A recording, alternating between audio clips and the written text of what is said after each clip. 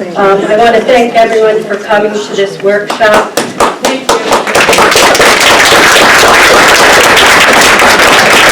So we have set this workshop up, and when I say we, I meant the board and I. We set this workshop up a while ago just to get some more information out, because we know that this has gotten quite complicated. So this workshop was designed for the public to be able to ask questions, get information. It's kind of an open, not quite such a, I guess you'd say, strict format like at a town council meeting. It's a little laid back. So I'd like to first introduce everybody that's here, and to tell you that Jill Waller could not be here. She has a pension hearing tonight, so she was unable to come. And we do have two other members of town council that are here in the audience. Three, sorry. Four. Oh. So if they're here, if they could wave their hands for me. I see. Come up to the table. You can come up to the You guys table. coming up? Patrick, I am fine right here. This is the forum here. I'm here to You listen. were here during the election. Yep. Have the balls to come up here and sit down.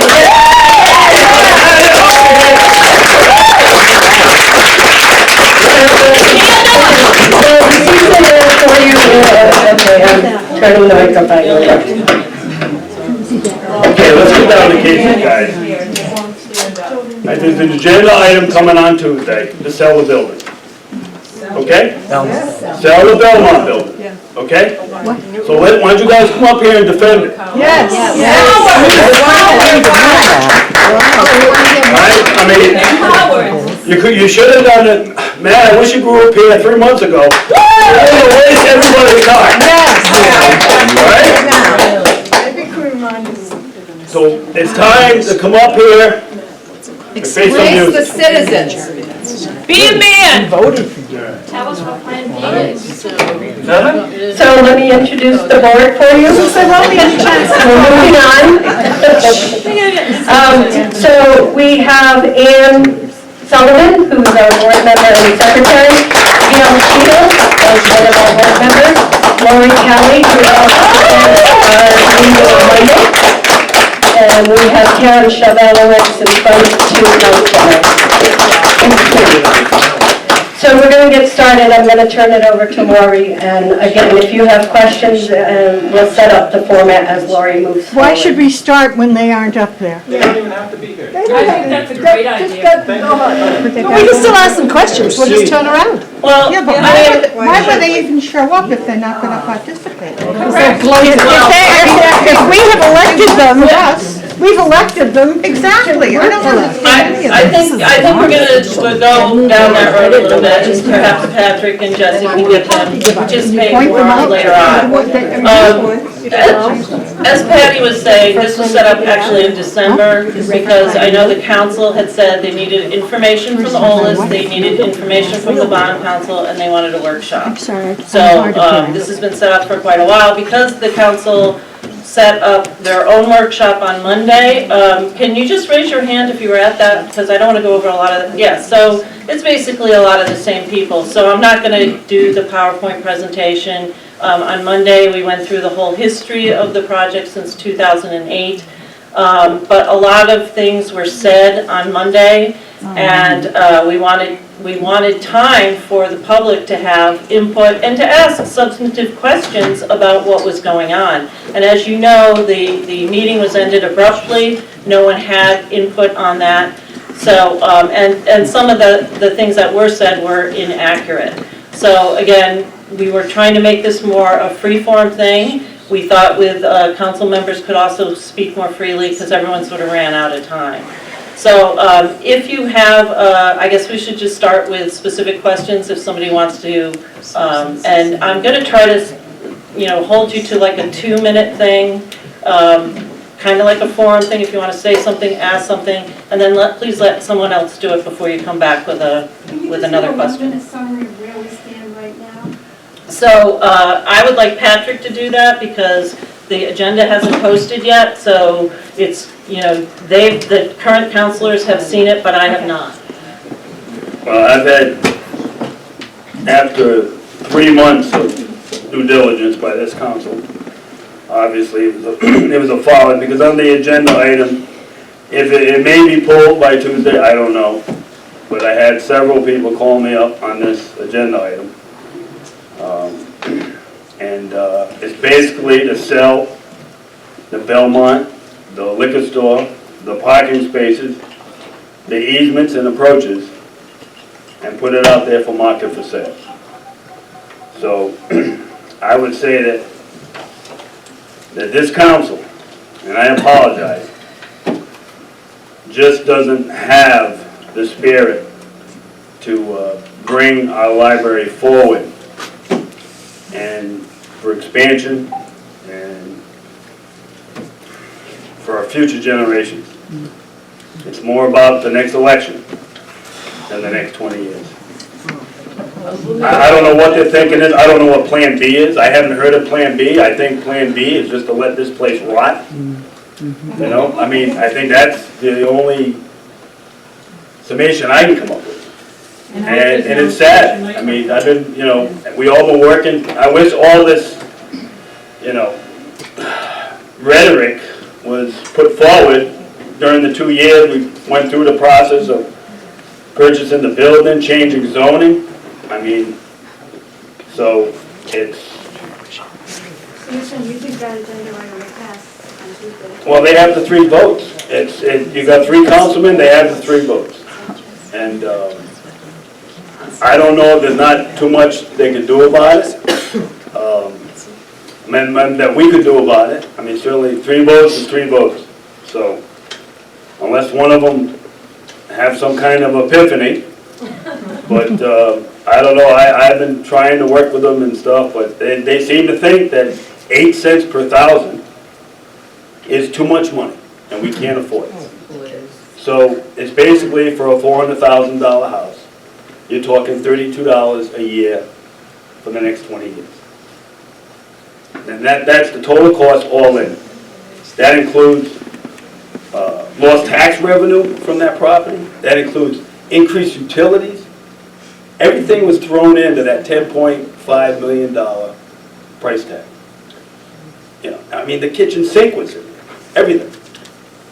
But for some reason, and we get about 3.3 million back from reimbursement. Then we got fundraising, and it works to be about 32 cents for a $400,000 house, and it's just too much. And that's per year. So, and that doesn't include grubbing out this building. This is 9,000 square feet. Believe me, nobody wants to rent from Gilbane. Nobody's not in here. Sorry, but we could easily rent this space out. I have several retail outlets who had showed interest. I approached. And I said, listen, you know, in a few years, would you mind, you know, would you be interested in renting it? And, you know, the market rate is at $20 per thousand, which is very reasonable for a gross lease. Would net us about 125, 135 grand a year, which would further offset the cost of the new library. And vitalize the pier with jobs, a market. I have one market that may have interest in this building. So this is about future town planning, not just about a library, but this whole area.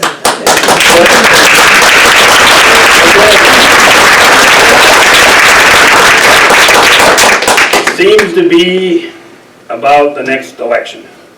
You know, I have a son and daughter. I like to think that when they have kids, that we could leave something decent behind. I guess $32 a year is just out of reach. Thank you. Do you want to say a few words or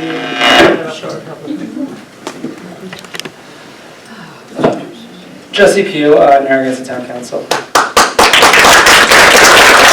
going to approach this a little bit differently than Patrick, because everything he said is true. The problem is that it's not really, this is kind of a game that's being played right now.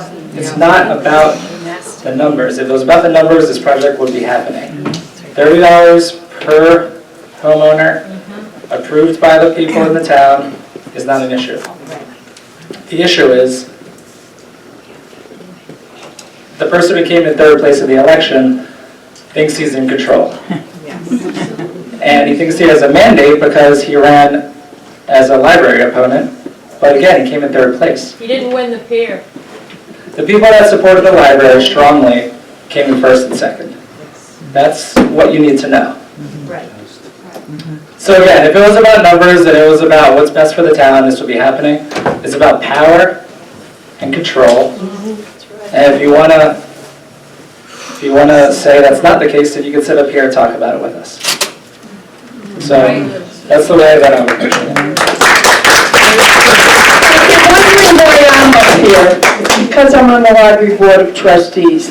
And I want to share with you, my relatives, some of them escaped from the pogroms in Eastern Europe. I'm the relative of Sholem and who wrote Fiddler on the Roof. My grandparents often told stories of what it was like in Russia when the kids couldn't go to school and couldn't enjoy the benefits of a democracy. They loved the United States. One day, years later, my ex-husband, who was a professor, and I had lunch, or dinner I guess it was, with Elie Wiesel. Elie Wiesel was a Holocaust survivor. His parents were killed in the Holocaust, and his two older sisters were also killed. This was before he became a Nobel Peace Prize winner. But he talked about the importance of telling the story to keep democracy alive. Telling why people didn't speak up in the country. He was, I think it was Romania, but he would say that people didn't speak up and they let tyrants come to the forefront. And this isn't what democracy means to me. It means, that's why I'm sitting up here. I think the Board of Trustees wants to work with our public officials. We want to build a community, and that's what we're really concerned about. And so I'm sorry that I had to say this, but I feel what's been going on in this town is disgraceful. I'm a mother of 6 children. I'm a grandmother of 8 grandchildren. Is this the America that we want to leave our children to?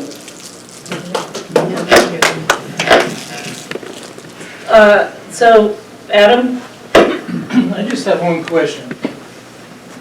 If Gilbane sold a property in the building at a lower price, thinking it was going to be a library, and the town turns around and takes taxpayers' money out of the rainy day fund and buys it, and now you want to sell it, to me that's fraud. And we should contact the Attorney General and have them look into it because it is fraud.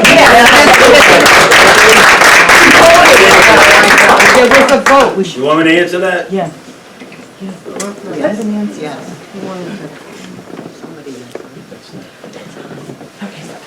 I would like to have either Mr. Lima or Mr. Mannix explain why they believe that when the building and property sat vacant for so many years, it is going to be attractive now for someone else to purchase. Very good. Sign deals, they've got somebody. Anybody? No. Patrick, answer my question. Patty, give the mic, give the mic, give the mic. All right. We want to. Entire town. So can you answer that question? Is he going to answer? I'm not here. He's above it all. He's there. Who is that? You think that it's fraud? Answer the question.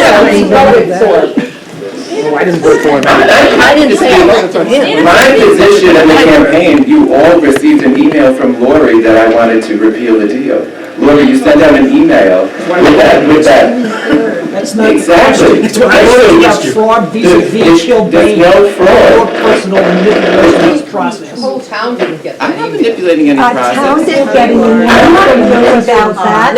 You didn't email any town about changing your view on the election. I didn't change I expressed throughout the votes on the library my position on this. Why? My concerns.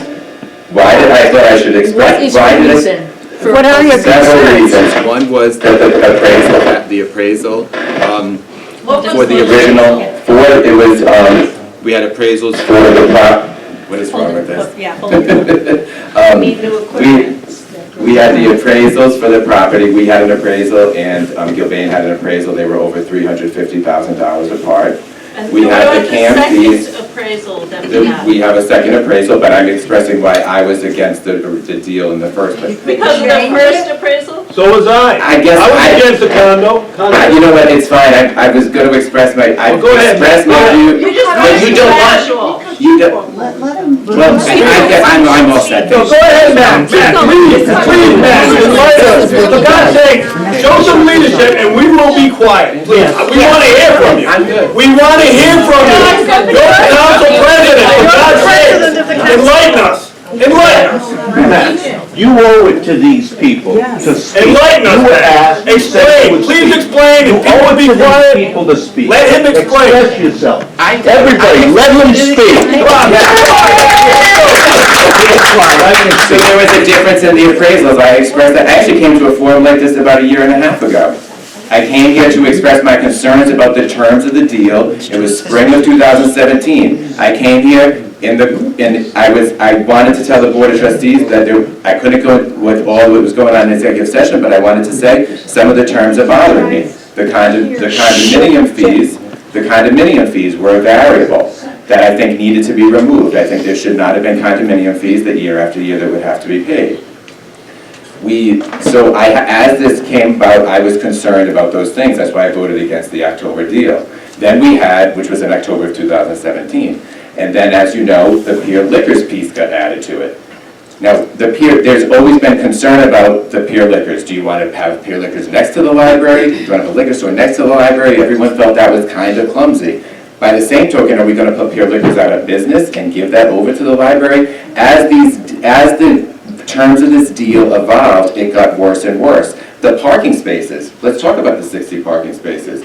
60 parking spaces that we're going to sell, right? So we heard from somebody in the pier in September, October of this year who came forward and he said, Gilbane's lets a lot of the businesses use those parking spaces. I'm sure if some people here have dined at Trio that you haven't parked in one of Trio's parking spaces. So if we have a big movie night or we have a big night with a speaker series or something at the library, are we going to have to tow people who are parking on those 60 spots? Is the town going to tow those people who are going to Nana's or Trio or one of those other places? I just feel like it's become clear, I don't think this is the best location for this particular facility. And those were my reasons. Matt? I expressed that throughout the campaign, and that's my reasons. And in the end, I do get to express that opinion in a democracy, and you guys just don't agree. And so that's why it's that simple. Okay, Matt, what's Plan B? Plan B, please enlighten me on Plan B. I've always said Plan B was the existing site to fix this site. And what's the number? What about the parking? What's the What about number? the parking? Yeah. And also, So we can have parking on the side. How much money do they get reimbursed? may I? No reimbursement. No reimbursement, I'm all Matt. set. Okay, does anyone else have a question in the audience? Could I ask him one question? I'd like to know, these all seem very valid, at the time, and some of your disappointments about this. Can I hold it? Make me nervous. However, since a library is so important to our young people, I'm a senior citizen. I understand one of the things against it was the fact that we need more for the seniors. I'm a senior. Give it to the young people. It is the most important thing we can do. And a library is a great place for seniors.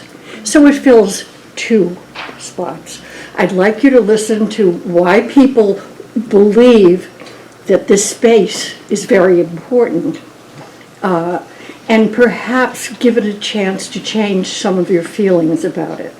People who want to go to dine at these various places will always find a place. Let them find, they could have valet parking and they can go somewhere else. There are all kinds of ways of taking care of this. But the library really is the most important thing we can have in a town, in a city, in a village, for young people and older people. It's the heart of America, and I hope you I mean, everyone I say this to, they say, well, didn't your town pass it by 67%? And I say, so if that was the case, then why didn't the library just go forward? What is all this bickering about? It's not whether the town, you might be representing those, 33% that didn't want a library. Because they voted, obviously didn't vote, or they voted no. So, but 67% of the people in this town say a library is the heart of a community. You want to attract families. We hear all this stuff about taxes. And I say, who wants to move in? They look at this library and they say, geez, this doesn't look like Narragansett. I thought Narragansett had money. Well, there's a lot of poverty here too. But this is what opens the door for children who don't have what all the other kids have, those entitled. So that's the answer I want from the people that are saying no. So we got 3 town council people that say no, and I'm saying, you are representing some of the people, but you are not representing the majority of the people. And if your election results that come in like high, then I'd say you have a leg to stand on. Then yeah, people change their mind about the library. But you know, the election is held, you can rank everybody. So it seems so illogical. And now that it was in the paper, people in other communities that know are saying, 67%, what is the problem? And I have no answer for them, and I'm disappointed that you can't, besides all this cost and stuff like that, I mean, 67% of us thought like, okay, we'll pay $50 a year more. I'm on a fixed income, and I'm willing to pay an investment in the future. It's the kids. Yes. We complain about kids have nothing to do. Right. What could be better than books? And the programs here are fantastic. I'm sorry, I just can't, and I'd like an answer to that. Yeah. Hi, Nancy Denito. I want to bring you back a long time ago. I was on the school committee, and there were times during the 8 years I was on the school committee that there were things brought before us that made a lot of sense. And I'm going to give you an example. One of them was the buses. Narragansett owns their own buses, and we did a study, and a lot of the numbers came back that maybe we shouldn't own our own buses. But we had such an outcry from the public saying, no, we want our own buses, we want our own buses. So even though those numbers didn't exactly fit, we went along with the idea that the community wanted to own their own buses and keep their own buses for a variety of reasons.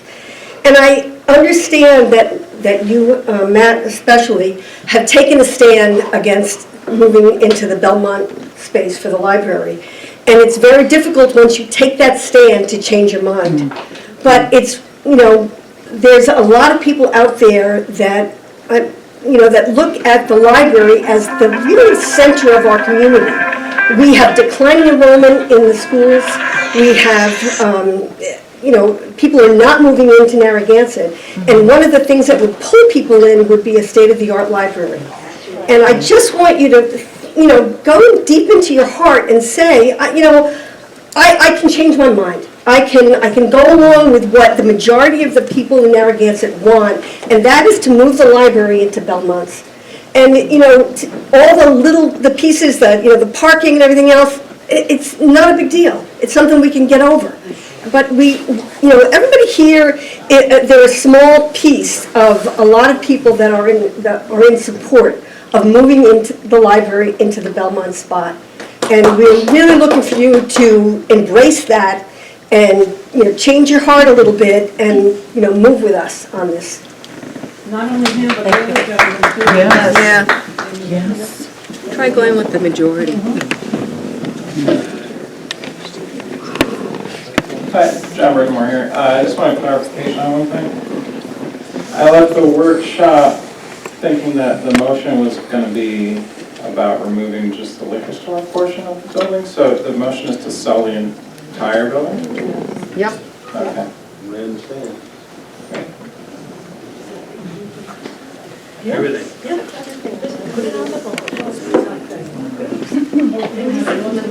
I'll come up there next. Hi, my name is Mary Nadeau. I'm just disappointed in the town council that people want to do this. Sorry. You know, 67%, 67.9% of people voted for the library in 2016. If I look at the numbers, Mr. Mannix, on the possible total number of people, approximately 9.75% of the people voted for him. I know the number, it's because if you didn't vote for 5 people in the council. And overall, the top vote getters were the people that supported the library. And I just can't understand why people that are supposed to be public servants are not doing the will of the people. And why they're talking about spending money on town hall repairs and roads when there's been no approval by the citizens for that type of item. So we voted to build a new library, didn't vote to repair the town hall or the roads, but that seems to be going forward, and other projects around town. So that's why I just can't believe that we're not doing the will of the people. Thank you. Has somebody been waiting up here for a while? Yeah. Going on, what, 2.5 years? Vicki Dickinson. I just wanted to ask, and this is a clarification, a bond was issued or whatever, that came for the vote for the library. Where did that come from? Who started a bond? Was it the Town council? council. The town council? The I town voted against council? it. I voted against it. President Matt Mannix? Yes. To negotiate the deal. Placed it on the Susan, referendum. he placed it on the referendum. Is that true, Matt? Yes. Why did we do that? April 6, 2016. Why would we do that? Why would we do that and be in this situation? I don't understand. Matt, why?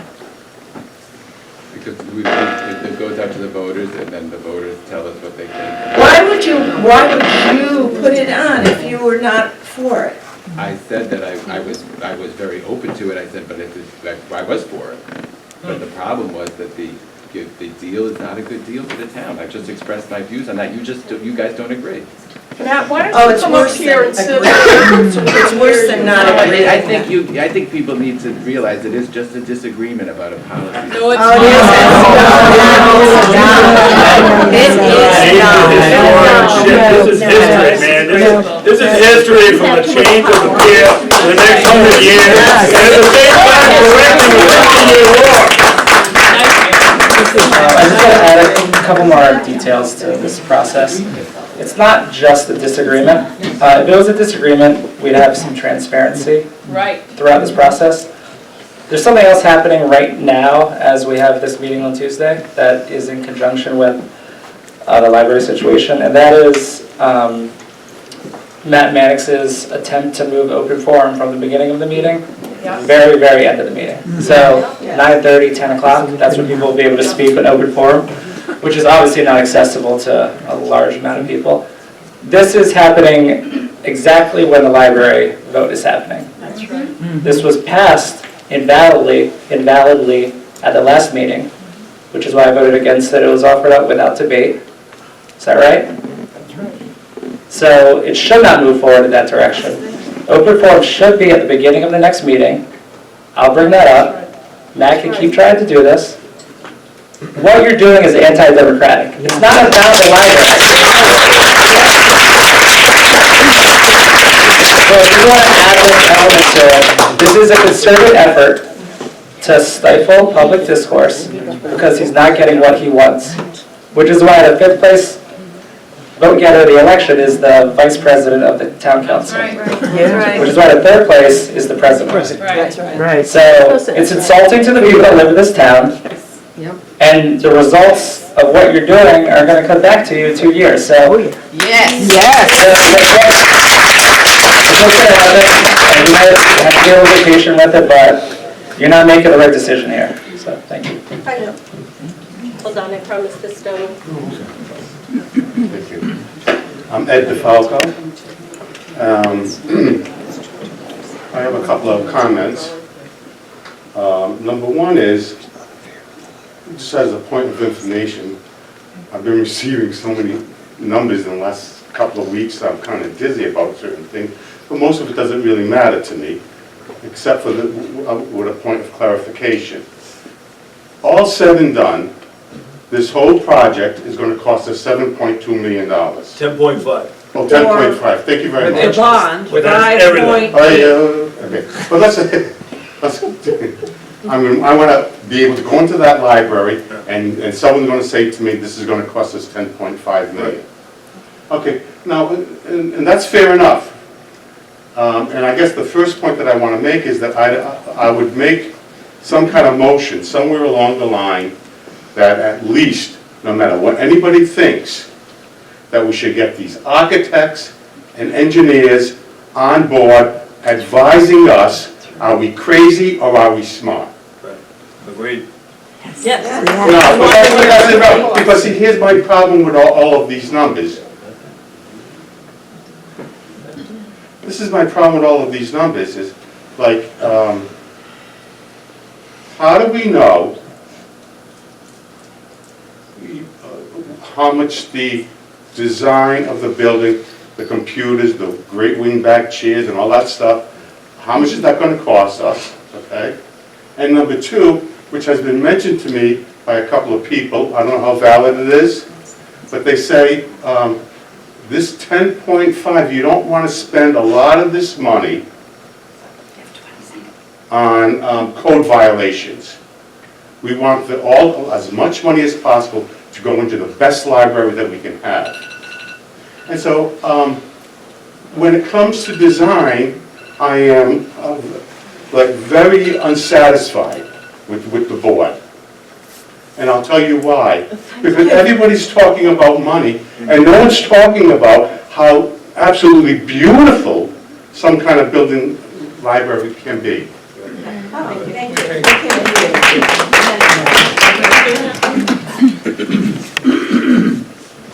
So I just wanted to address that a little bit because, yes, you're right. These whole meetings since the election has been about trying to release the RFP, and that's trying to get the architects, who are specific library architects that are approved by the state of Rhode Island, to design that space. Once they design that, once we hire an architect, get that design, then we go out to a professional cost estimator, and then we know what the numbers are. But make no mistake about this. The town approved $5.8 million. That is the maximum that the town has to pay. The state of Rhode Island reimburses up to 50%. They don't reimburse for Parks and Rec or town halls or any of the other projects that seem to be jumping ahead of us now. They reimburse for libraries. So we, the board, started years ago. We did our due diligence. We pursued this. We got a building in the heart of our town, and 5.8 is what the town is on the hook for. There will be foundations, there will be grants, if we have a shortfall, if it was $85 million, clearly we're not going through with this project. But the council is not being honest because they won't let us release an RFP to get professional opinions about how much it costs. And that is, you know, to your point, sir. Wow.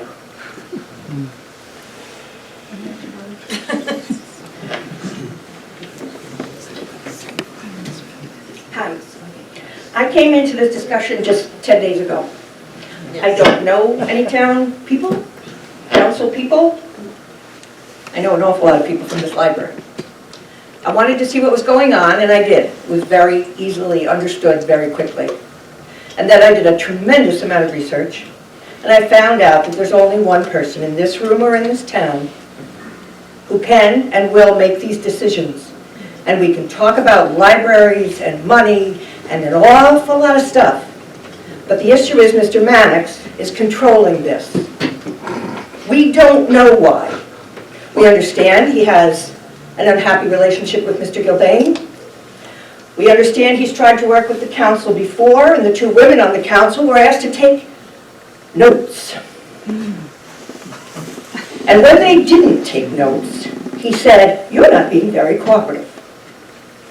We understand he has a problem with the lady sitting in front of me, and in fact made it so difficult for her to be on the council that due to her own health, she had to say, "I can't do this anymore." There's a gentleman right there who I don't know, once again. I don't know any of the officials involved, but this man is on the edge of a stroke. And I'm being completely objective because I really don't know the history of the background, but I've learned a lot. And I'm sorry, Mr. Mannix, you may have a sincere interest in this town, but you're making some really big mistakes. We've been pretty careful not to hurt your feelings because we understand you control a lot of the jobs in this town. And that people can't speak up because you have appointed yourself the president, you've created 2 cohorts to help you, and so whatever you want to do, you've figured out a way to get there. Mary Ann, let me know if I'm close to 2 minutes. Okay, keep on going. Okay, and then give me another 2. So in 10 days, I looked at this. There, as I mentioned to people who may have heard of me before, I kind of like the beach here, but I adore the library. And this is the smartest woman I know. I contacted the Attorney General today. I'm going to tell you right now. I also contacted the Providence Journal, and the Narragansett Times have been following you and the pictures and the movies and the candles and the signs. 10 seconds. And I'm telling you this straight out because I don't know anything about dishonesty. But Mr. Trump has showed me a lot about crooked politicians. Hey, I'm a Trump supporter. The man absolutely look at all we learned about government. Right. I have never, as I might have started out, never voted, nobody would ever dare to discuss politics with me. Time's up. There you go. So, you know. I really have a question. Sorry? I have a question for Mr. Lima, because I feel like you have no voice and you're in lockstep. So I would like your opinion. Why are you going along with all of this? You've not said, I've been to so many meetings, I've not heard you say anything, ever. So you are my representative, our representative. Let's hear your voice. What is your feelings on this library? Mr. Lima. Did you listen to me the other night? Some of us weren't here. I didn't know about I it. spoke the other night. That's why I said that. I spoke the other night. You're being asked a question and you're a representative, you're I don't have to elected. answer any questions.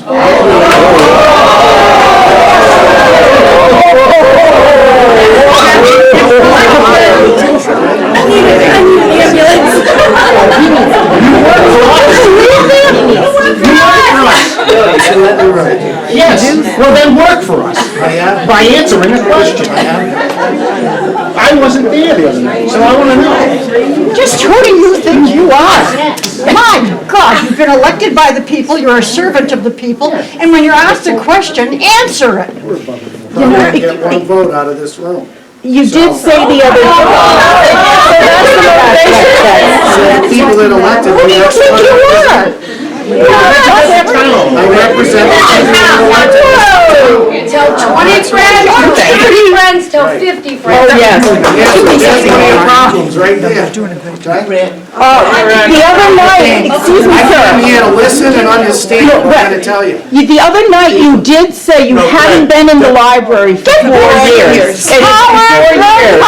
You're a coward! Wow. You can watch this you can go to, I looked it up, I can't remember, you probably can tell us, people who haven't seen that meeting. It's on YouTube. YouTube. It's on YouTube. I watched it to be sure I heard it. Was it a week ago? Question back here.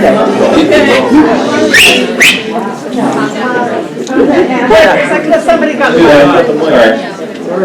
I just, it's my understanding what the town voted on was providing the town council the authority to pursue and apply for the bond, so they're not, in my opinion, blatantly going against anything or ruining the democratic process. And the way we're speaking to these people tonight, they're here as neighbors right now. They didn't have to come here.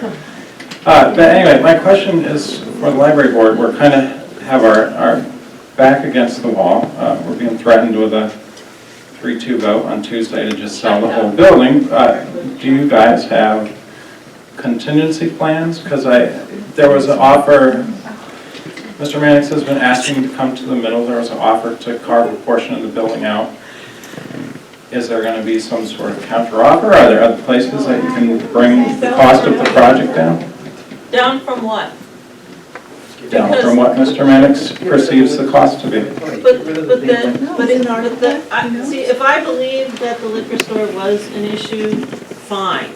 But to have people stand up and say that there are other projects in front of us when we've been working on this for 10 years, and again, the town is not obligated to pay 10 million. The town is not obligated. Do you know how much the town taxpayers paid for the football field? I don't know. $3.1 million, okay?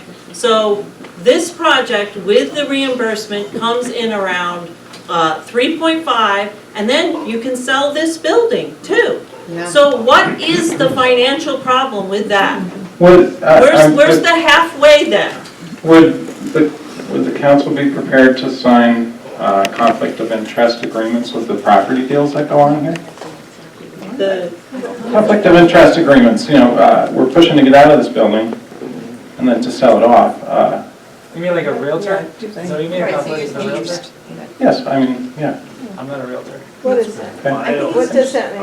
I don't know. Personal conflict? I see this. I see a revenue generator here. Right, would you be willing to sign something that says you're not involved in any of the real estate deals that happen I here? can't, as an elected official, I can't take a commission on anything. This would be pro bono work, Awesome. I mean, there's no way I could, ethically take a commission. But it does seem like we're up against the wall, though, and like, what else do you do besides make a counter offer before the vote or something? You didn't make it in the first place. Well, to me, the liquor store, for me, the liquor store is off the table. We have a paying tenant that pays 60 grand a year gross. They pay the camp charges of 38. So the camp charge issue, they're not condo fees, they're camp charges. It's common area maintenance to maintain the approaches to the building. It's industry standard for commercial properties. But these are the sins of a previous council 50 years ago for giving away the store. Correct. So that's where these camp charges come Doing from. it again. So we're paying for sins of a previous council. Yes. And the liquor store is paying. I don't want to get rid of that tenant. I say keep them.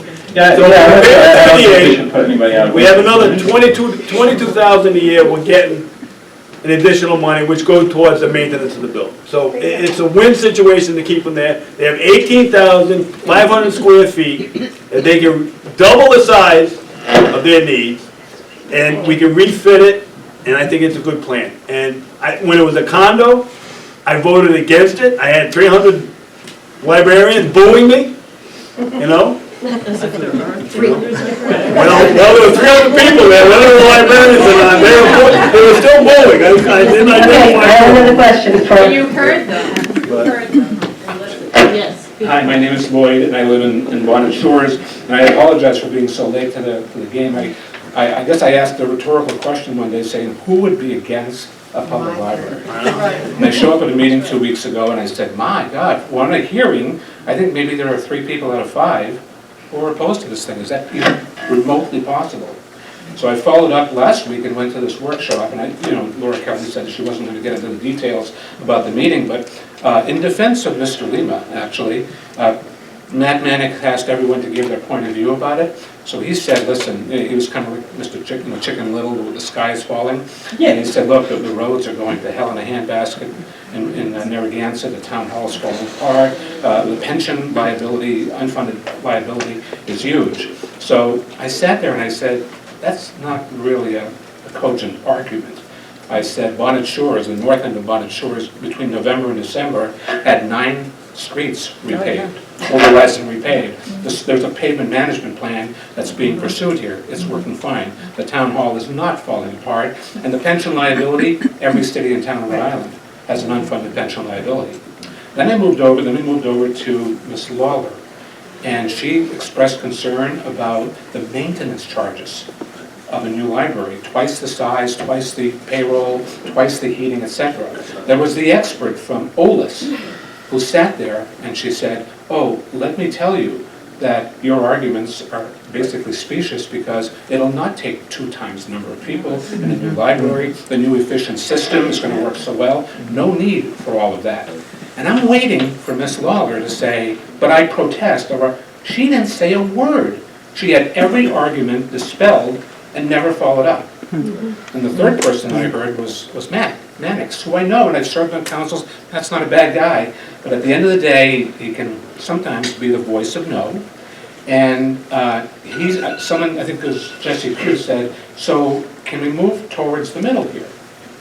And you specifically asked Matt, what's the middle for you? And he turned to you and he said, what's the middle for you? And he wouldn't answer you. And I thought that was so bizarre that I followed him after the meeting in the room and I said, Matt, seriously, can we get together for coffee? Because where is the middle for you? Where is the point of negotiation? So I listened intently that night and I walked away saying, we're in trouble here. Because Laura Kelly did a really good job in making a very, very thoughtful presentation. And then I heard people making arguments, disingenuous arguments, without basis in fact. So you guys are all so darn nice, because I think it's time not to be so nice. Now, first of all, 67.7% of the people in this town voted for a library? 67.9. And that night, someone walks in the door and says, I'm with OLIS, and I'll give you 40 to 42% of the cost of the library. So I'm figuring that's to be what, $4 million? Then I got this guy, Dan Barry, stands up and he said, I raised $2.3 million for Tiverton. I can pretty much assure you that I'll raise $1.3 million. I did the math on that and said, someone came in tonight, a lady and a man, and said, we'll give you $5.5 million at no cost to the taxpayer. Who would vote against that? It was stunning to me. So I think maybe what we could do tonight is think about some plans here. Do we take out a full-page ad in the Narragansett Times and the Independent? People willing to help pay for that? You can have my 2 minutes. One more thing. He's good. Yes, We're going to give everyone fair time. You can have my 2 minutes. we elect these people to represent us, right? And I'm looking desperately for leadership. Matt, be a leader. Be a leader. What are you guys doing? People voted for this. It's a given. I never even thought I had to come to a meeting about the library because we bought a building. Someone's going to. So one last comment. Has anyone considered a recall process here? There's no possibility. Because the 2 lowest vote getters, I think, were Lawler and Lima. Maybe we target them and make it count. Just a prohibition. Just a thought.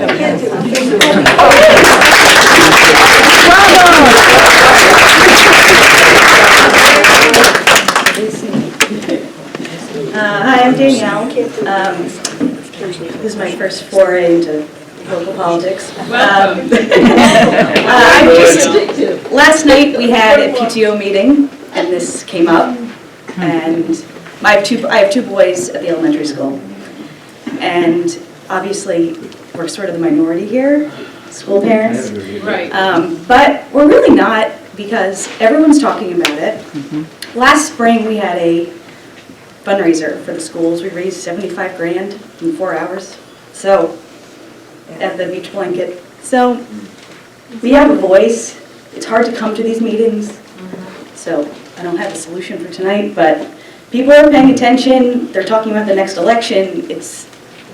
They're annoyed. And everyone wants the library. We pay good money to buy a house in this town, and you expect certain things. You expect forward thinking from our elected officials. So, value education. Yeah, it's an extension of the schools. Yes.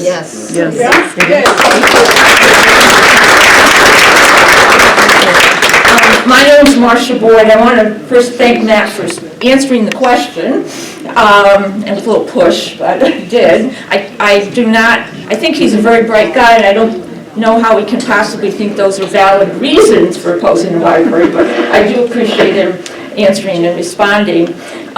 Mr. Lehman won't answer the question.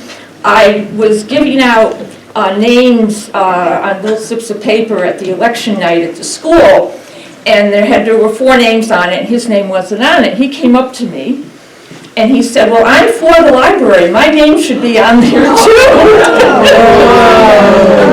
And I said something, well, I don't know, I'm just handing it out, but he said that to me. So I really would appreciate him answering why he's opposed the library, and speaking up as a public official.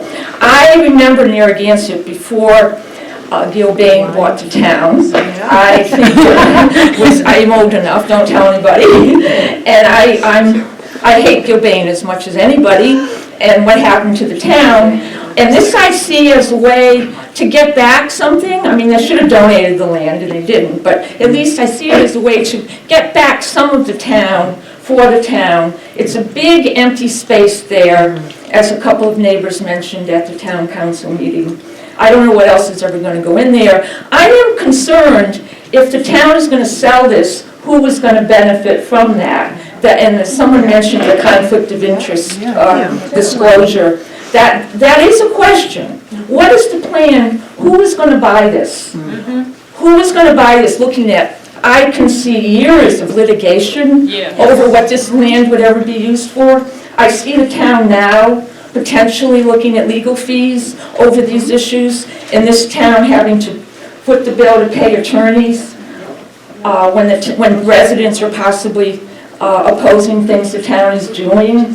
I see us escalating. It's very concerning to me, and I really think this should be going forward. I don't understand why we're here doing this, but I would like Mr. Lehman to answer the question.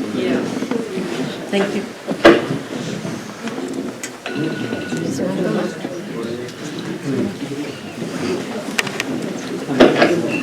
Hi, my name is Win Haynes. Just a question and answer as far as the recall. We don't have recall in the town charter. We do have voter initiative, where the people of the town can come up with a proposal, send it to the town clerk, send it to the town council, and even if they reject it, it still has to go to vote. So if there's a way to use voter initiative throughout this process, I think somebody should investigate that. Thank you.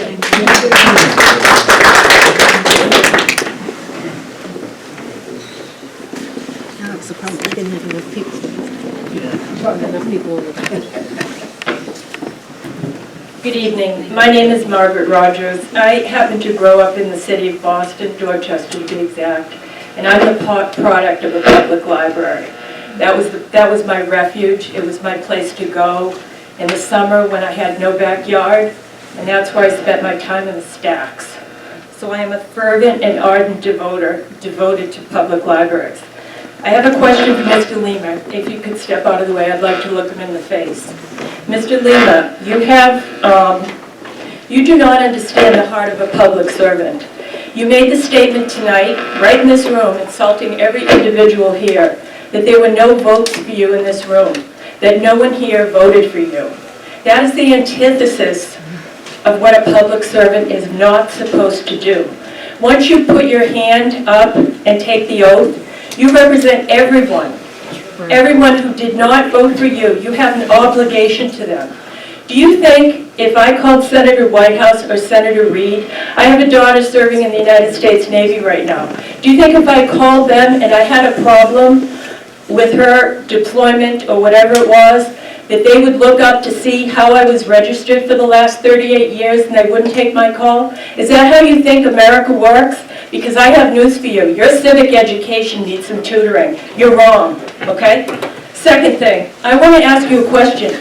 I watched you during your interview for the building committee, sir. You stated, without equivocation, that you had ample experience in construction, but you've never elucidated us and told us what that is. So I'd like you to answer that tonight if you have the courage. I'd like to know what projects you were involved in. What was your role? Were you ever involved in commissioning a public building? Were you ever involved in the architecture, engineering, or design? Were you ever involved in construction management? Were you ever involved in charge of construction oversight or contractors doing the work? Were you ever involved in negotiating contracts? You've never told us that, and I think you've overstated who you are, sir. And this is your opportunity to tell us who you are. You're telling us you don't understand public democracy and public interaction, so why don't you step forward, be a man, and address the public?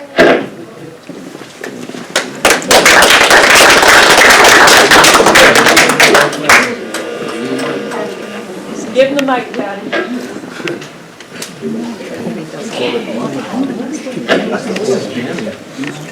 Please.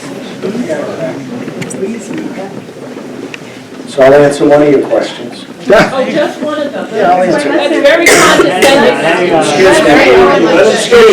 See, this is what I mean.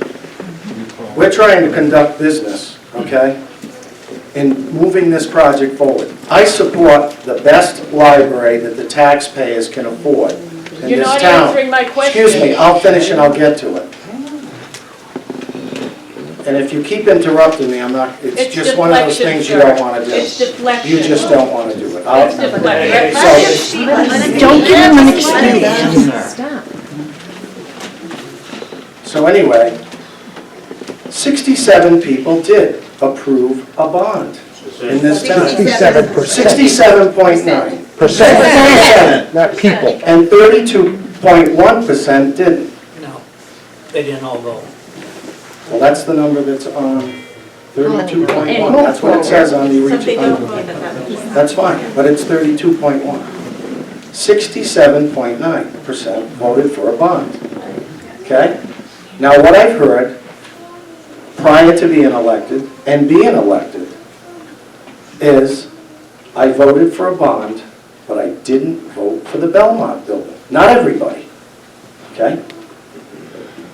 Recently, people that are going into the liquor store have said, if I knew the liquor store was going to be part of the deal, and they wouldn't be in this building, whether it's after their 2-year lease or whatever, I wouldn't have voted for the bond. So, hold on. No. Those people, go to the liquor store and talk to those people. They'll tell you who they are. So with that out there, you're right. The majority did vote for a bond. Now it's the job of this council to move forward and figure out how we're going to put this all together. But since I've been in, the other people in this town, whether they're against it or for it, have not liked the actions, the way things have been going forward. Okay? They don't like the way we're dealing with this overall, all of us. So I have to listen to all this.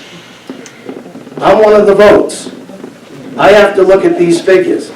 I did not say that we're moving town projects ahead. What I said was, I'm looking at the big picture, because this project involves 20 years of payment. Now, in the next 20 years, we have other things that have to be approached in this town. They have to be approached. We've kicked the can down the road a little bit longer than we should have on a few projects. I don't put the blame on anybody. You know who the blame's on? People like myself and other taxpayers who say, why aren't we doing more? Why aren't we getting more done? Okay? It's nobody that's elected's fault. It's we, the people. I've been in this town 60 years. I went over to Belmont as a kid when they had tents up. I don't want to see that liquor store moved. Okay? I think we all know that. So now the deal is, we have this part of the building to deal with. And what we have to do is come up with the plan. Now, the price tag of moving forward. We do an RFP. And then after the RFP, we have to hire an engineer. One of the questions that's been to me from people of this town who have voted and not voted for the bond is, who keeps paying? It's not it's not for me to say that. These people are telling me, mention it. So what I've done is I've been mentioning everything that people have been telling me. Make sure you speak on it. Now let's get to Meg's question. I worked for the city of Providence. I retired on a Wednesday. I got hired on a Thursday by an assisted living company to be an environmental service director and oversee the building of a facility in Lincoln, $8.5 million project. Not only did I have to work at the project, watch the project be built, make sure the project was going into budget, and make sure that we could open the building at a cost of $6,000 a day that we were losing, but that was my job, okay? That's what I did. The building did get built, I did stay with that company, and then I moved on. So that's what I know, okay? That's what I know. Thank you. Hey, Rick, can I have one question? There's one question. Yeah, why don't you go up and sit there? Clearly, we have the three votes. And I'm with you on separating the liquor store from the library building. Okay, I think 18,500 square feet, doubling the size is plenty. If you had the three votes and the liquor store is dissected from this project, would you support the current project at 8 cents per thousand currently? Because that's what the scoring is. It's been vetted. To send out an RFP to confirm it is important before we move ahead. So, are you on board with that, or? I'll tell you, Patrick, what I'm getting, there's a lot of phone calls of people that say, don't move on with this project. That's what I'm not getting the same phone call. Everybody call Rick and tell him to move forward. Thank you. Meet him at the liquor store. I'll give you his phone number. So, we all get a lot of the same emails. They go to the town council, it gets distributed through to everyone. I've gotten two people contact me that are against this project. Two. I think Eddie, are you the same Eddie? I wasn't against the project. Okay. Well, there was a different Eddie. Talk to him. Maybe you didn't He's understand. still against it. Oh yeah, that guy called me. Right? Yeah, So that was one and I received another. So that's two people in like a month. We've got dozens and dozens and dozens of people pro. And you've got the same emails. So I don't know who's calling you. But all of this is anecdotal anyway. We have to use data. We're not going to use who I hear talking in the street about the project. Two pieces of data. 67.9% bond approval. That's one. First, second in the election. That's two. That's the data. That's it. It doesn't matter what my friend's cousin says. We have to use the data, right? Right. So let me ask you this. All right. How many names were on the sign that said vote for these four? Four. Oh, my God. Hold on, excuse me? What do you mean vote for these? Yeah, four people in this thing that said vote for four, correct. Okay? I want to ask a question and it's the wrong question. That Well, seems to be... Ricky, go ahead. So four people were on a sign that said vote for four. Yep. If everybody in this town knew that those four got elected, there would be bingo, everything that you wanted in a library. Why weren't all four of those elected? I'll tell you. Damn, I knew this was my fault. I'll tell you, what an answer, right? So one of those candidates withdrew from the race, correct? Yes. She withdrew and she lost by 80 votes. No. Did she withdraw or not? No, she did not withdraw. She did not. Did she publicly write a letter saying she was withdrawn from the race? No, did not withdraw. Did not sign and withdraw. Did she publicly proclaim she was withdrawn? Did not withdraw. Do you think the people in town checked the record at the state level to see if she technically withdrew? I publicly withdrew. I wrote 2 letters, and I withdrew. The public knew that I wasn't running. It was clear. I had a letter in both papers. I talked to the press. It was clear that I wasn't running. There was an initiative for people to watch and hope that I wasn't running, and there was a momentum, but I declared that I wasn't running. Thank you. So based on, wait a minute, based on that. You never signed. So based on that, okay, because I love the truth. So based on that, the town manager made calls to Susan, okay? And said, you need to come down and sign this and get this notarized in front of the clerk. Don't let anybody kid you in this room. Ricky, no one's buying Okay? this, okay? Nobody's buying it. Everyone That is the truth, Jesse. She was asked to go down and sign it and have it notarized, and then it could be sent It has out. nothing to do with the building of the library, though. You're off on the tangent. Hold on. You asked me a question. I told you about the 4 names. I told you those 4 names didn't get in. There's a council of 5. I think the people of this town have spoken and are concerned. There's 6 people. Excuse me, if we all call you and tell you that we want the library, would that change your mind? Because you're saying you're getting calls and no one else is. If we say, yes, we want the library, would that make you happy? I mean, because you're saying people are calling you with negative feedback. There is more negative than there is positive. Look at us here, you'll call this. Give us your number, we'll be happy to call you so you'll feel this positive feedback. I'd like to see it, Lisa.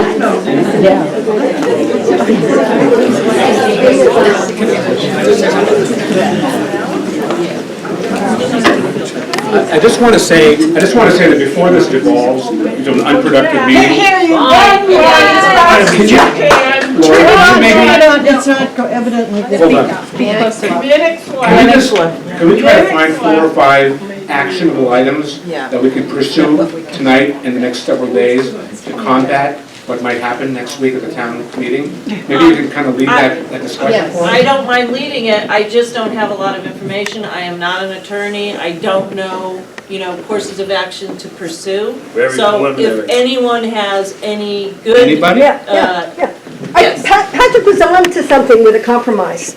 I mean, if we've got to figure out what Matt, Jill, and Ricky are planning, and what's going to move what's going to get them to move their vote.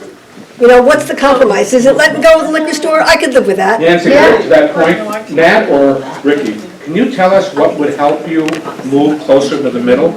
Because you're pretty set right now on selling, apparently, selling Belmont. What could move you if we said, look, the liquor store is out of play? Is that a positive development for you? We talked about that the other night. I'm sorry? Not everybody was We able weren't to all be there. there. We weren't able to do it. So Matt, let's assume that the liquor store is out of play. Does that move you closer to the middle? No, it doesn't. Does anything? So that's not a consideration for you whatsoever. Ask if anything. So what can move you to the middle? It's part of it, but. Okay. I'm not going to do this negotiation with you, Lloyd, right here. I'm not. Hey, listen. I'm not. If you want to, I'm not. You're our town councilman. You're our chairman. You're negotiating a deal with us, right, Matt? You're negotiating a deal with us. What will allow you to move closer? Well, what would allow the people, what would allow the other side to move closer? You did that the other night. When we asked you, you turned it back on Jesse. RFP. We need leadership, Matt, from you. Tell us what we, and Ricky, speak up. Thank you, Lloyd, thank you. Matt? Thank you. We're all one community, man. And This is you said, incredibly interesting. you didn't even come to the last Meet the Candidates night that we had at the library, and you didn't come 2 years ago. You didn't come. And when Ricky Lima was at the community center, and we asked him about the library, he gave a non-answer, a statement that he had already written out beforehand. I think you were told that I was at St. Veronica's that night. You're talking about transparency? Well, put your Let's not talk about that. Let's talk about tonight and say, what can we do tonight to help you move off of your no commentary? Because if we can't, it's important that we know that. Yeah. Thank you. Okay, give it to them. Okay. It's good going. Wow. No, there is no answer. We can't do anything. I'm Bob Shields. I think we need to reconstruct the process here. In 2012, Patrick, John, who was the consultant? Patience Jackson. Patience Jackson submitted her first report for space that the library would ideally like to have. And she came up with anywhere between 22 and 24,000 square feet. That's a fact. You can look that up in the report that's here in the library. She did another report 4 years later and came up with maybe 22,000 square feet, specifically for the Gilbane property. Now, let's think for a moment why these figures did not register with the current members of the town council who are not voting for the library. Just think for a minute. They knew this, or should have known it, when it started. They also should have known that Ollis was going to be in charge of the approvals for the library. I sense that ever since Mr. Mannix and the other members who were allied to him learned that Ollis was actually in charge, not the town council, that they have opposed the library for that reason alone. So I want you to think about this, everybody, that they have turned the tables simply because they didn't want Ollis to be in charge of what the library would look like. Thank you.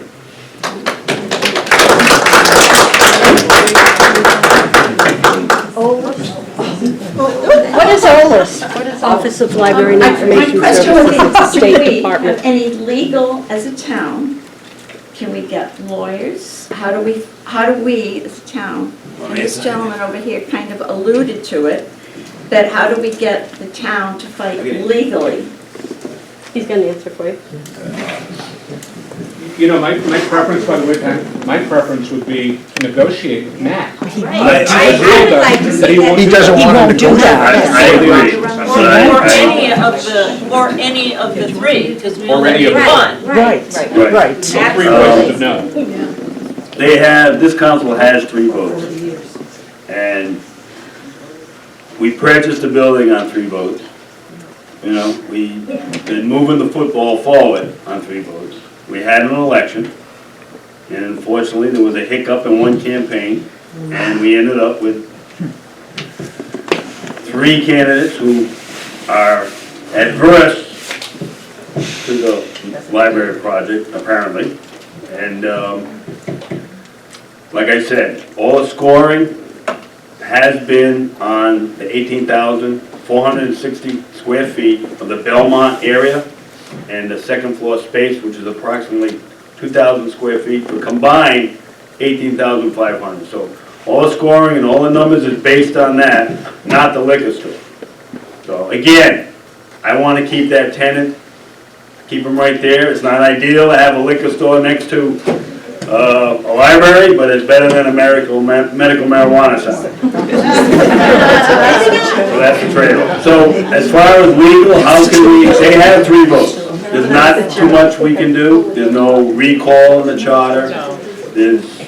So basically, we need to, hopefully, one of them will have an epiphany and say, you know what, I thought about it and this looks like a good plan. You know, that's, you know, legally we have no upside. Can I say something? I don't say much. I don't talk to you. My name is Ian Sullivan. I've been on a library board member for over 10 years. So I've been watching this from the very beginning.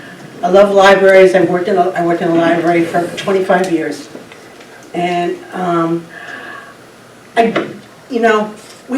the library, this particular library board, we're just a bunch of very intelligent ladies that want to see something wonderful for our town.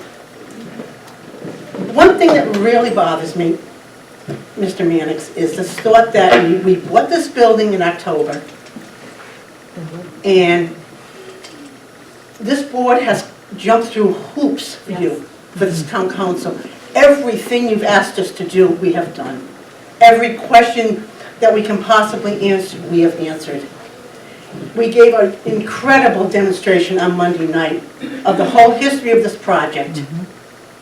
And Lori repeated tonight the town is only responsible for $5.8 million. If it costs more, that's on the library, we would have to come up, but we know there's a lot of people out there that want to help. And we're throwing the money from OLIS away, we're throwing the donations from the Champlin and lots of people. And the biggest concern to me is if you think you take this building and you try to sell it, and nobody has been interested in this thing for 8 years.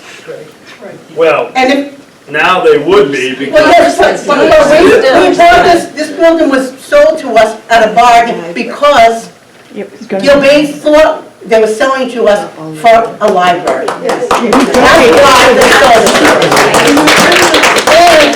And I just got one more thing to say is if you decide to sell this, and we do get into a legal struggle, which we probably will, the town will be $2.8 million out. Where will we recover that money for the 5, 8, 10, 12 years that this could take if it goes to court? That's what I'm going to say. I want to ask,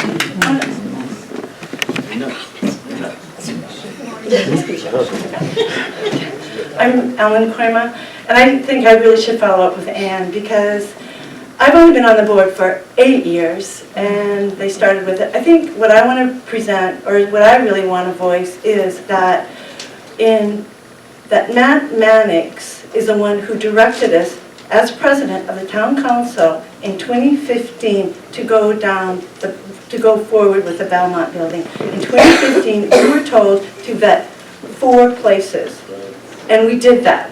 We presented a workshop, and at that workshop in September of 2015, he told us to go forward with the Belmont building or to do a cost analysis of the Belmont building or staying in this building. And we did that. And we are a very bright group of ladies, and we are not one mind. Believe me, you have never been to one of our meetings.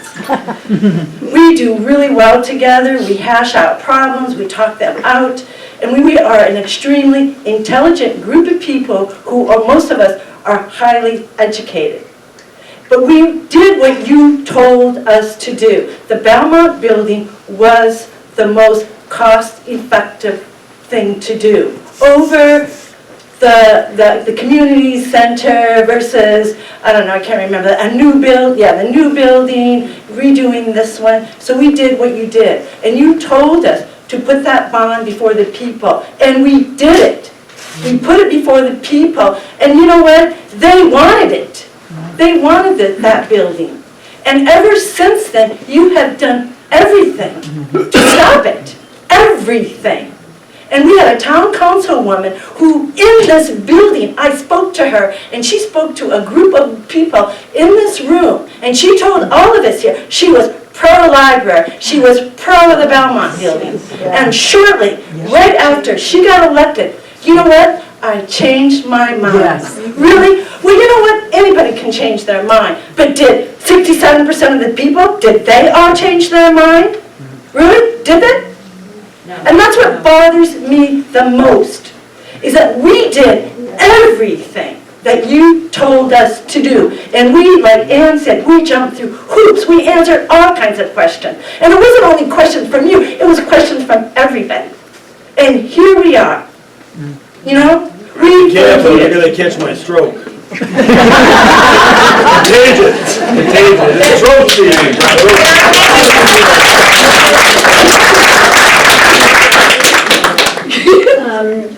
Jay McCarthy, and I really think we should go forward with some kind of a legal thing here, because 3 members of the town council are violating the intent of the council that purchased the last term council to purchase the library, to purchase the Belmont building, to build a library. They are violating the intent of the people that voted for the bond. And that's what they're doing.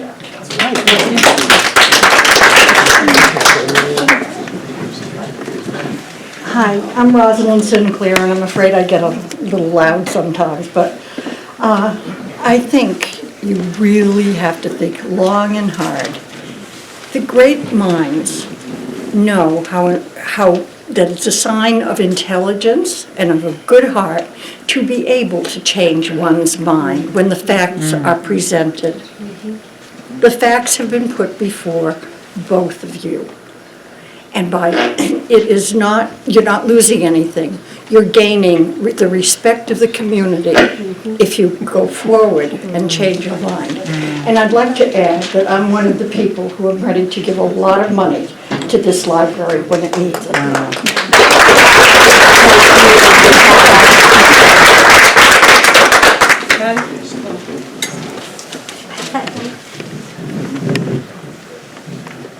I don't know how much it would cost, but can we do a fundraiser so we can pay for the RFP?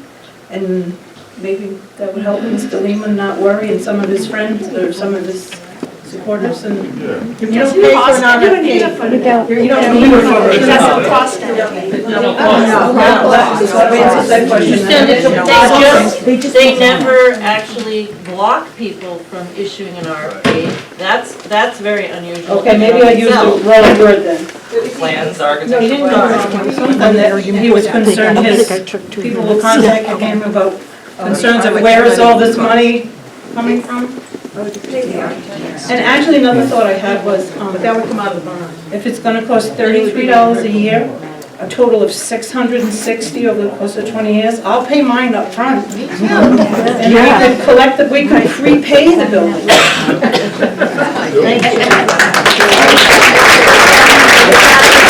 One more comment.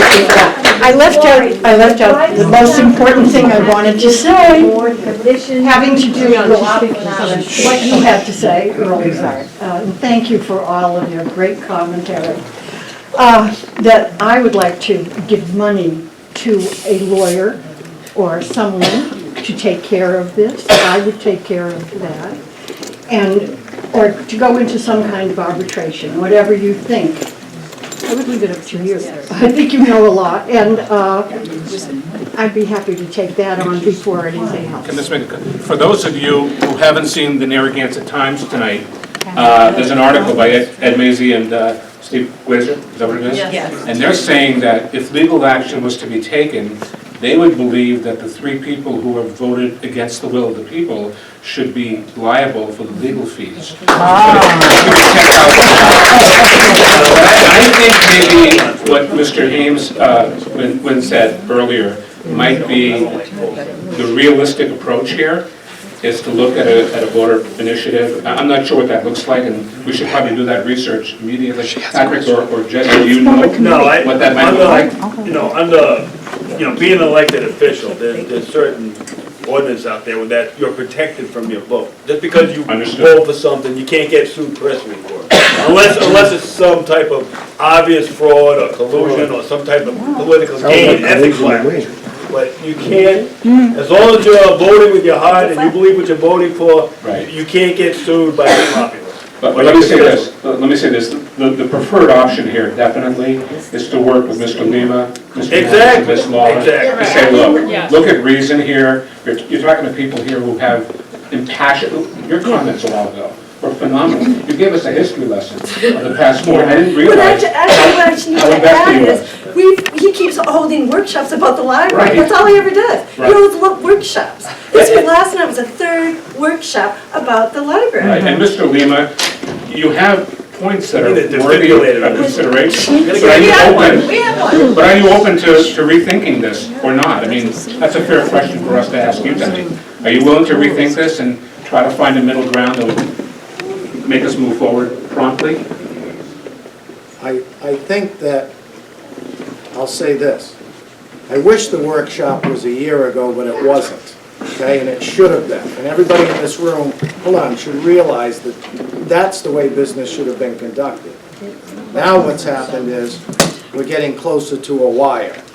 And the problem being, like I said, is for every one person that says yes, I'm getting a lot of people who say don't move forward. They called you. We can call. We're going to All call I'm you. going to tell you is what the truth is and what I'm getting. Okay? That's just me. Oh, no, thank you. My name's Carolyn.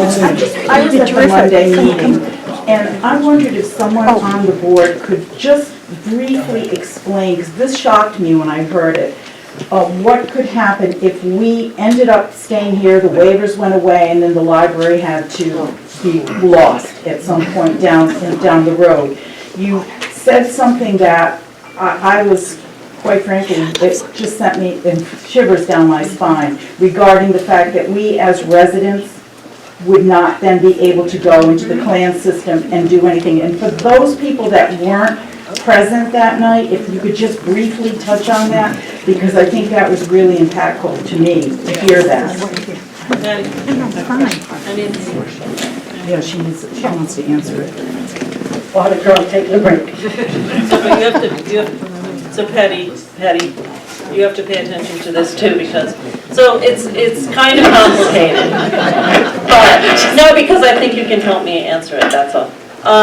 So yes, there are state mandates that require us to provide certain services in each town in Rhode Island. The state has laws regarding facilities that serve your public, because the state of Rhode Island believes libraries are very important. They also give money for our operating expenses, and they give money to build better libraries. So right now, so every year, one of the things that the library director does is she files whether we meet the standards set out by the state. There's 21 standards. We have 7 failures right now in this building. We have filed waivers, which says the state will allow us to be open for the past 3 years. Now, will the state actually come in here and close us down? That would be, you know, that's what they're basically saying to us. Have they done it? They try to work with the town. I mean, I look at it this way. If we had 83 students in one classroom and Narragansett said we're not building any more classrooms, the state also has an interest in, you know, trying to get the town to have certain standards in schools as well. So that's what they were talking about. If, you know, and this, unfortunately, a sitting town councilman brought this up with the state of, with OLIS. Can we just stop paying the library's operating budget? And the answer is, if you stop paying the operating budget and the library closes in town, then no one in Narragansett can use any facilities in the state of Rhode Island. And she was very clear. She said, if you were Central Falls and the town was bankrupt, we would work with you. But you're Narragansett. You have a lot of beach revenue. You have a lot of wealthy people, a good tax base. You need to support your library. So I'm just saying that as an aside because, you know, this seems to be not just about the building. It seems about, you know, punishing the library for whatever reason. I don't know. But they've come after employees. They've come after, you know, operating budgets. We will be into another operating budget in April, so we'll see how that goes. But yes, there is a small possibility if the town really makes no movement to correct the physical space requirements and ADA requirements in particular, that the state would try to use some sort of stick to get us to move towards that. Lori, isn't one of them the fact that we need more space? Yes, and as Gail points out, one of the waivers is for lack of physical space. And again, while you know, Jill did bring up there's no state law of the exact square footage we need. By the way, Connecticut does have that kind of a law. It doesn't take, I mean, any man in the street basically can see that for a town of almost 16,000 people, only 15 people can fit in the children's room. There's a problem with our physical space.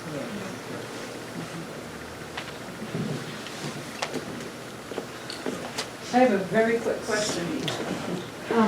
This says only 45 people. Is that in this half of the room? Yes, this half of the room is 45, that half of the room is like 52 or something like that. And We're really close, so make sure technically- nobody, don't too many people come on this side of the room. And technically, there's only 25 allowed in the main part of the library, so I guess when we're done with the meeting, only 25 people can leave. Not sure how that works.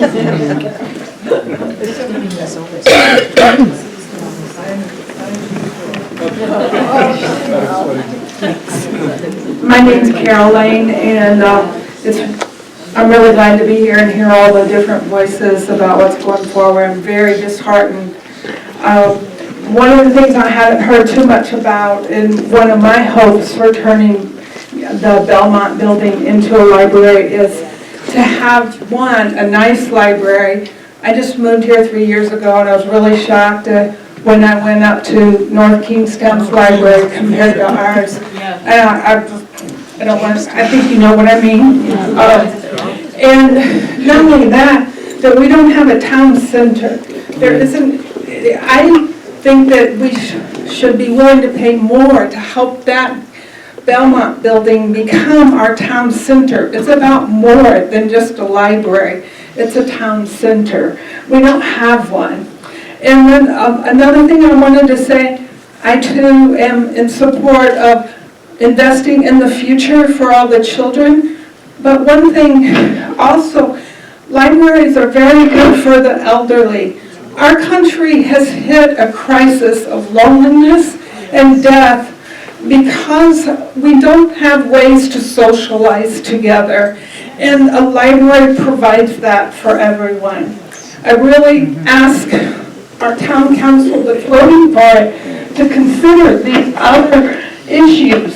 It's not just about getting a cheap library. Our town needs a town center. We need a better library.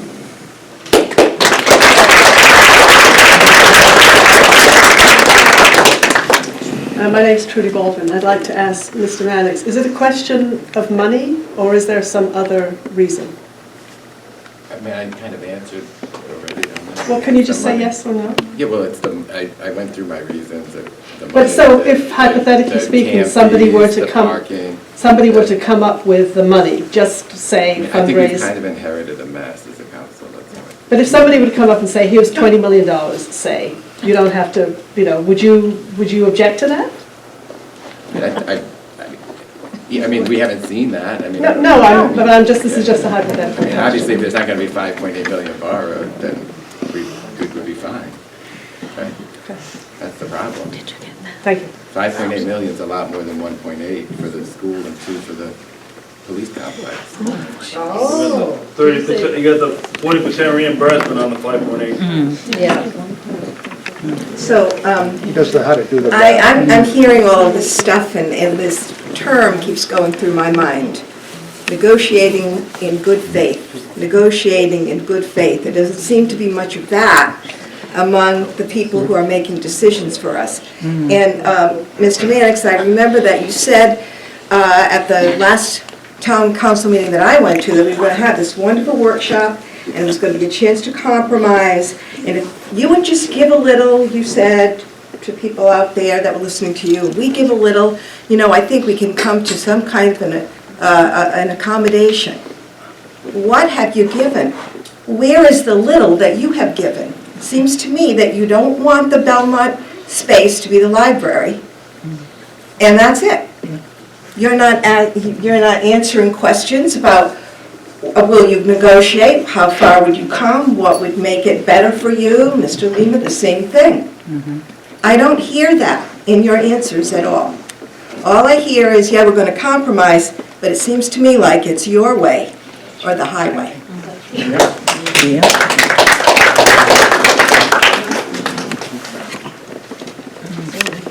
Are there any other questions?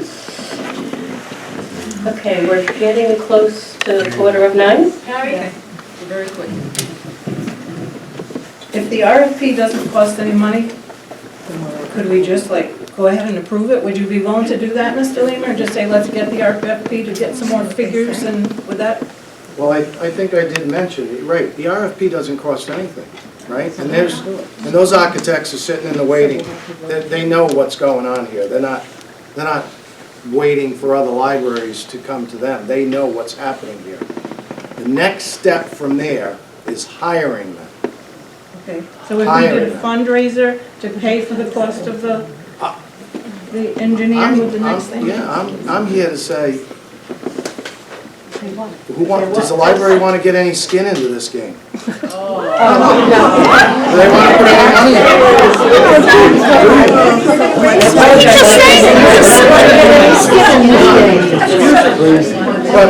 Okay, I think I'm sorry, I couldn't hear you. Patrick knows exactly what I'm talking about because I've chatted with him about it. Well, tell us all. All right? To be honest, Ricky, So an RFP, you do the RFP, then you select one of the architects. Then from there, it's going to cost you money for them to put everything together. But any project has. You're right, any project does. That's part of So, the cost. some of the- You have to go at least Right, that far so- to know and to make a decision. You Okay. can't just say, I get emails or. I'm And talking can I to people." finish, or without you interrupting me, and I'll give you the money? Okay? So the concerns of people that have been calling me up, how much more money is going to come out of the town checkbook? Well, that's why to I'm move suggesting a forward? fundraiser. And let me just say this, to move forward with this, okay? This is a concern. You say I represent the people, I represent everybody. This is a concern, okay?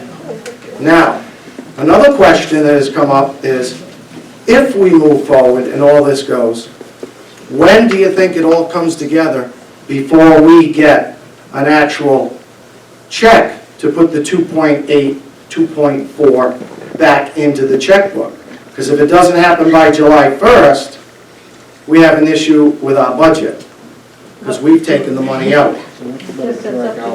Yeah. And then you'll know what the reimbursement is. Well, for me, I just, excuse me, Pat. That's an answer. For me, I just got elected, so this has all come on my shoulders, and I have to, right, that's right, I have to figure out how we're gonna do it, who's gonna get cut, who isn't, because that money is coming out of the checkbook. That's our reserve. Our reserve 13, it goes down to 10%. Goes down to 10 and it starts to get critical. No, it gets critical if we don't have an action plan. As long as we're moving forward with the library, the bond people are looking at us, hey, this town's moving forward, they're using their reserve to move forward, and then they're gonna get a bond and get paid back. So it's not like we're just gonna take that money out and we have to go to 4% on the levy to cover it. We don't have to cover it right now. We got a year or so, as long as we have an action plan and we're moving the ball down the football field. So it isn't like we're going from 13% to 10%. What was me, what are we gonna do? It's not that case. I don't know if you got, a misunderstanding there, but towns do this all the time. They dip in their reserve, they get projects kick-started. Well, that's the answer. And I'll answer the question about paying for the architecture plans. So when the RFP goes out, there's no cost. So this isn't complicated, I just want to clarify this. There's no cost to put out the RFP. Bids come in, an architecture firm is selected. We have to pay the architecture firm. There's two ways to pay it. One could be the town can pay it out of their reserve. Funds can be raised to pay for it. Or the back end. The best way to do it is to pay it with the bond. Because then you get 40% reimbursement. Right. And So they'll stick around. it's They'll stick around. they know the answers to this. This is, I said it a few times. They made up their minds. There's an agenda item to sell the building. Every reason that's being brought up is not in good faith. We all know the answers. So that's all I'll say. That's it. Okay, we're going to close this meeting tonight. I thank you all for coming, for your input, because it's very important for us to hear that, these issues are being absorbed by the voting public. We do have cookies and water in the back. And we don't want to pay overtime for anyone. I'm being reminded that watching our budget. Please come to Tuesday's meeting, the town council meeting. It's going to be obviously with this agenda. Tell your friends and family and neighbors and pass the place. Thank